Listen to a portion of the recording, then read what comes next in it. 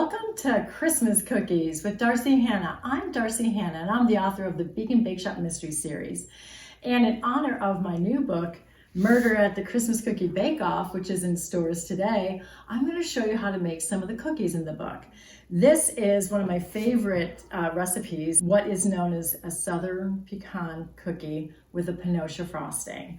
If you don't know what a pinoche frosting is, it's an Italian candy that's made with brown sugar, cream, butter, and powdered sugar. And so you're gonna watch how to bake that in the video. So how would I describe this cookie? It's almost like a chocolate chip cookie without the chocolate chips.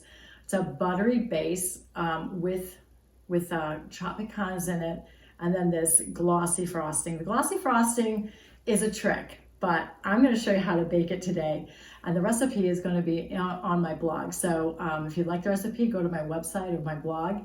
But if you're ready to bake, let's sample this. Oh my gosh. This cookie is not only for Christmas, it's for like every day. So ready to bake? Come along with me to my kitchen. Enjoy.